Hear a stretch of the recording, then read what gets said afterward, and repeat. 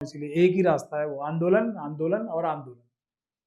EVM के खिलाफ आंदोलन होगा, भारतीय जनता पार्टी का सूपड़ा साफ हो जाएगा देश के हर एक राज्य से। तो ये बात तो अब बगैर किसी शक और शुबे के साबित हो चुकी है। जैसे सूर्य जो है पूरब से निकलता है, वैसे ईवीएम में धांधली हो सकती है, इसमें किसी को कोई शक नहीं है। और ईवीएम में धांधली होती है, आरएसएस और बीजेपी के द्वारा की जाती है, चुनाव आयोग के भ्रष्ट अधिकारियों के साथ मिलकर। ज्ञानेश कुमार जी आरएसएस और बीजेपी के कार्यकर्ता के रूप में नरेंद्र मोदी जी और अमित शाह जी के साथ मिलकर काम कर रहे हैं आरएसएस और बीजेपी को जितवाने के लिए। इस बारे में भी कोई डिस्कशन अब करने की कोई आवश्यकता नहीं है। मशीनों की चोरी रोकने के लिए भी टीएमसी ने कोई कार्य किया नहीं है ज्यादा, ये बात तय है। तो इसको तो बहस ही नहीं करनी चाहिए मेरे ख्याल से अब कि ज्ञानेश कुमार जी एक आरएसएस के कार्यकर्ता हैं और पूरे मजबूत कार्यकर्ता हैं, और वो पूरी जान लगा रहे हैं कि आरएसएस और बीजेपी किसी प्रकार से चुनाव बंगाल में जीत जाए, वरना बीजेपी की जमानतें जब्त होनी चाहिए, 10 सीटें भी नहीं आनी चाहिए, वो होगा निष्पक्ष चुनाव। सर, आपने ईवीएम को लेकर के बाकायदा एक वीडियो शेयर किया था और अगले 10 दिन के भीतर पश्चिम बंगाल में विधानसभा के चुनाव होने जा रहे हैं। आप कैसे देखते हैं और आप कैसे दावे के साथ कह रहे हैं कि ईवीएम से घोटाला होने जा रहा है, बहुत बड़ी बेईमानी भाजपा करने जा रही है? नहीं, अभी कोई सच को सबूत की आवश्यकता है, बाकी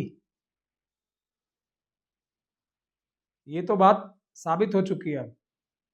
अब इसी को बिहार में देखिए, बिहार में भी मैंने यही बात कही थी, और बिहार में कांग्रेस पार्टी ने और आरजेडी ने मिलकर ये ऐलान किया था कि हम ईवीएम के खिलाफ आंदोलन करेंगे।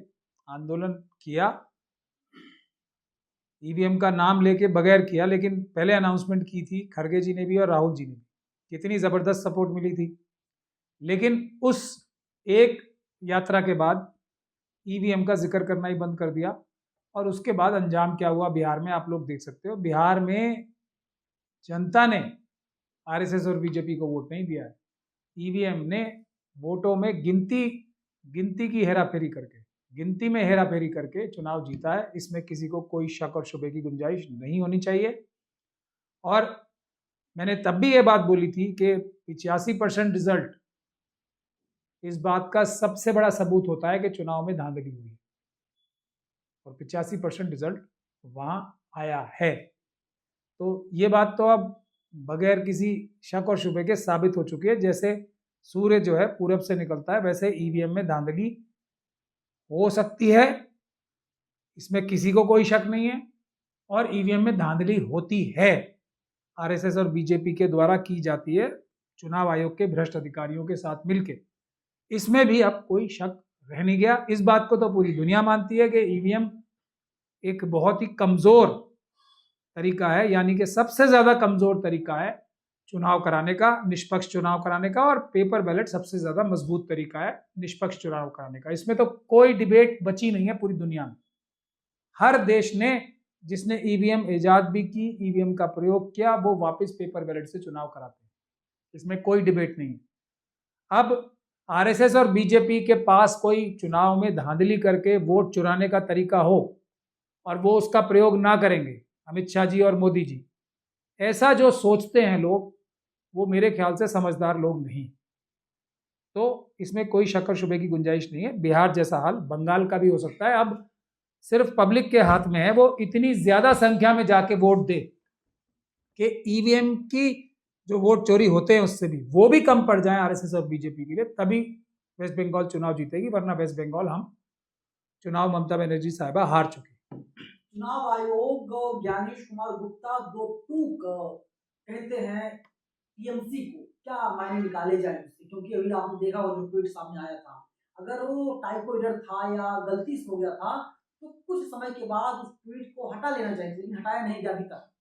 क्या दो टूक कहते हैं मुझे बताइए? कि पारदर्शी तरीके से चुनाव किया करवाया जाएगा, टीएमसी घबराए ना, इस प्रकार की बयानबाजी चुनाव आयोग ने बकायदा टीएमसी का नाम लिखा था। मैं ये देखिए, सीधी सीधी बात मैं आपको बता रहा हूँ, फिर वही बात है। ज्ञानेश कुमार जी आरएसएस और बीजेपी के कार्यकर्ता के रूप में नरेंद्र मोदी जी और अमित शाह जी के साथ मिलकर काम कर रहे हैं आरएसएस और बीजेपी को जितवाने के लिए। इस बारे में भी कोई डिस्कशन अब करने की कोई आवश्यकता नहीं है। उनके सारे जितने भी कार्य हैं वो इस बात को दिखाते हैं, और इसमें अब कोई शक बाकी नहीं बचा है। बात तो अब सिर्फ जनता और आरएसएस और बीजेपी के बीच की रह गई है। जनता ईवीएम को हराएगी, उसके लिए जनता जो है असम में भी मुझे नजर आ रहा है कि बहुत बड़ी संख्या में वोट दे रही है, और वेस्ट बंगाल में भी बड़ी संख्या में वोट देंगी जनता, ताकि आरएसएस और बीजेपी और उनकी मशीनों को हराया जा सके। यही एक रास्ता है, और कोई रास्ता बचा नहीं है, क्योंकि मशीनों की चोरी रोकने के लिए भी टीएमसी ने कोई कार्य किया नहीं है ज्यादा, ये बात तय है।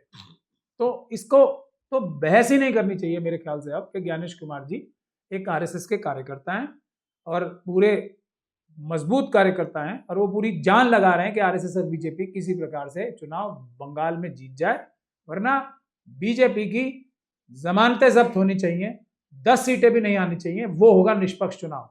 अगर निष्पक्ष चुनाव होंगे पेपर बैलेट से तो बीजेपी की 10 सीटें नहीं आएंगी, मैं बता सकता हूँ। सवाल है कि आप लोग क्या कर रहे हैं? आप लोग तो सुप्रीम कोर्ट के वकील हैं, या सुप्रीम कोर्ट भी कंप्रोमाइज है? देखिए, अब एक तो चुनाव आयोग है, स्टैट्यूटरी बॉडी नहीं, संवैधानिक बॉडी है, कानूनी बॉडी नहीं है, संवैधानिक बॉडी है। दूसरा, जो उसकी तरफ से वकील जाते हैं, बड़े बड़े पेश होते हैं वो, और जो एफिडेविट वो फाइल करते हैं, उन वकीलों को भी इंस्ट्रक्शंस दिए जाते हैं कि इन झूठे एफिडेविट को सच बताओ। और दूसरा तीसरी सबसे बड़ी बात यह है, जो इस तरफ से वकील पेश होते हैं वो भी मिले हुए हैं आरएसएस और बीजेपी के साथ, वो जान के हारने के लिए ही काम करते हैं। ये बात एसआईआर के मुद्दे पे भी साफ नजर आ गई, और सारे मुद्दों पे, ईवीएम और दूसरे मुद्दों पे भी ये साफ नजर आ गई। तो सिर्फ अगर हम सिर्फ जजों को दोष देने लगे तो वो उचित नहीं है। ये पूरा का पूरा एक पैकेज डील है, वरना जजेस यही जजेस हैं। हम लोग क्यों केस जीतते हैं? सरकार को कानून चेंज करना पड़ा। हमने पंजाब एंड हरियाणा हाईकोर्ट से जब ये आदेश पंजाब हरियाणा हाईकोर्ट ने ही दिया था ना कि सारी वीडियोग्राफी दिखा देंगे, तो एक हफ्ते के अंदर अंदर सरकार को कानून बदलना पड़ा। लेकिन उससे एक बात तो हमने बगैर, सब शक दूर कर दिए, सबके सब शुबे जो थे वो दूर कर दिए कि चुनाव आयोग, आरएसएस और बीजेपी और मोदी जी और अमित शाह जी एकजुट होके पूरे देश में इलेक्शन में धांधली कर रहे हैं। वरना वीडियोग्राफी जो आदेश हो गए थे उसको रोकने के लिए कानून बदल दिया, तो इससे बड़ा कोई सबूत हो नहीं सकता जनता के लिए। हाँ, विपक्ष के लोग कमजोर हैं या मिले हुए हैं, वो आंदोलन नहीं कर रहे, वो एक दूसरी बात है। तो आंदोलन भी हम ही लोगों को करना पड़ेगा, ये भी हम इसकी भी तैयारी कर रहे हैं, करेंगे, और हम आखिरी दम तक लड़ेंगे इस काम के लिए। कानून, कोर्ट पे तो हम जीत गए, अब हमने कोर्ट का भी उन्होंने रास्ता निकाल लिया ना। अगर मैं ये कोर्ट से भी ऑर्डर करा दूं कुछ, तो वो कानून बदल देंगे। तो अब हमें सिर्फ आखिरी रास्ता वही बचा है, जन आंदोलन होगा और पेपर बैलेट से चुनाव होंगे। आरएसएस और बीजेपी की सभी सीटों पे जमानतें जब्त होंगी उसके बाद। तो अभी क्या करना चाहिए? जो अपोजिशन तमाम पार्टियां हैं, लगातार चुनाव होते जा रहे हैं। देखिए 2026 आधा खत्म होने को है, बंगाल में चुनाव, 5 राज्यों में कहीं कहीं चुनाव हो गए, कहीं चुनाव होने जा रहे, 27 में भी चुनाव है। देखिए, साउथ के कुछ राज्यों को छोड़ के, जहां पे जनता भी मजबूत है, पंजाब को छोड़ के कुछ राज्य बचे हैं जहां पे जनता मजबूत है, जहां पे आरएसएस और बीजेपी अभी ईवीएम का बहुत ज्यादा दुरुपयोग करने से डर रही है, और चुनाव आयोग जो उनके कार्यकर्ता हैं, आरएसएस और बीजेपी के भ्रष्ट अधिकारी, वो भी डर रहे हैं। तो ऐसी कुछ स्टेट्स को छोड़ के, तो बंगाल उसका सबसे बड़ा टेस्ट है। ममता बनर्जी साहिबा जो है वो बहुत मजबूत लीडर हैं और ताकतवर लीडर भी हैं, लेकिन वहां पे वो कोशिश कर रहे हैं। तो इसके बाद बाकी सारी स्टेट्स का भी नंबर आएगा, पंजाब का भी आएगा, और दक्षिण में जो तमिलनाडु और केरल में अभी तक उतनी ज्यादा गड़बड़ी नहीं कर रहे हैं ईवीएम से, तो उसका भी नंबर आगे आने वाले चुनाव में आ सकता है, ऐसा मेरा मानना है। लेकिन उसका रास्ता सिर्फ एक ही है, मैं 3 बार एक ही बात बोलता हूँ, इसीलिए एक ही रास्ता है, वो आंदोलन, आंदोलन और आंदोलन। ईवीएम के खिलाफ आंदोलन होगा, भारतीय जनता पार्टी का सूपड़ा साफ हो जाएगा देश के हर एक राज्य से और पार्लियामेंट से। सूपड़ा साफ मतलब सूपड़ा साफ, जमानतें जब्त हो जाएंगी, 10-10 सीटें आने के लाले पड़ जाएंगे, 10 सीटें आने। कब करेंगे आंदोलन? हमारा तो तैयारी चल ही रही है, अभी आप सब लोगों को पता ही है, अभी भी तैयारी कर ही रहे हैं हम लोग। हम लोग अब ये कर रहे हैं कि हमें जो भी भरोसा था विपक्ष की पार्टीज के ऊपर, वो अब पूरा एक तरीके से खत्म सा ही हो गया है।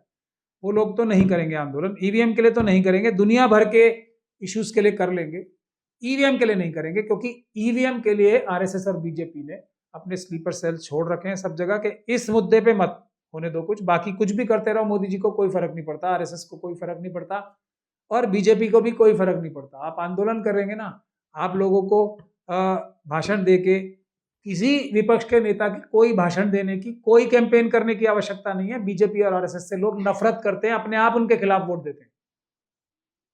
तो संविधान में तो ईवीएम का जिक्र है, ऐसा दावा करती है तमाम पार्टियां। अब ईवीएम का जिक्र है तो मैंने तो देखा नहीं है, और संविधान मैंने पढ़ा है, अच्छे से पढ़ा है। मैं तो नेशनल कन्वीनर हूँ मिशन सेव कॉन्स्टिट्यूशन का, तो संविधान मैंने पढ़ा ही है। संविधान में ईवीएम का कोई जिक्र नहीं है। रिप्रेजेंटेशन ऑफ पीपल्स एक्ट में ईवीएम का जिक्र नहीं है, ये भी मैं बता दूं, ईवीएम का जिक्र नहीं है रिप्रेजेंटेशन ऑफ पीपल्स एक्ट में भी। उसमें है मशीनों का जिक्र, कि मशीनें भी प्रयोग हो सकती हैं। इलेक्ट्रॉनिक वोटिंग मशीन का लफ्ज रिप्रेजेंटेशन ऑफ पीपल्स एक्ट में नहीं है। अब ये जो आरएसएस और बीजेपी के बड़े विद्वान लोग हैं, ये ऐसी बातें वही कर सकते हैं जो सरासर कोरा सफ़ेद झूठ हो। तो सेक्शन पढ़ लें आप जाके, आपको पता लग जाएगा। अगर नहीं पता लगे तो अगली बार मैं आपको सेक्शन भी बता दूंगा, पर सेक्शन 51 पढ़ लें पहले, 58, उसके बाद मुझसे बात करें कि चुनाव सिर्फ पेपर बैलेट से होते हैं। जनता से क्या कुछ कहेंगे? जनता तो तैयार है तरीके से मदद करने के लिए आपकी। नहीं, यही कहेंगे कि हर जगह अपना अपना देश बचाने के लिए, देश का लोकतंत्र बचाने के लिए बाबा साहब का जो सबसे बड़ा कंट्रीब्यूशन है, एक वोट का अधिकार सबको बराबर का देने के लिए दिया, जो बाबा साहब ने संघर्ष करके दिलवाया है सबको, उसके लिए संघर्ष, उसको बचाने के लिए संघर्ष करना पड़ेगा। जब ही देश बचेगा, जब ही आप बचोगे, आपके परिवार बचेंगे, जब ही लोकतंत्र बचेगा, और देश भी तभी बचेगा, और जब भी संविधान भी बचेगा, वरना सब खत्म हो जाएगा। और ये आंदोलन हम लोग तो शुरुआत कर सकते हैं, बाकी तो जनता के हाथ में है। जनता अगर जाग जाएगी तो आरएसएस और बीजेपी का सूपड़ा साफ हो जाएगा, एक भी सीट लाने के लाले पड़ जाएंगे। मैं यही बोल रहा हूँ, 10-10 सीटें नहीं आएंगी कहीं भी।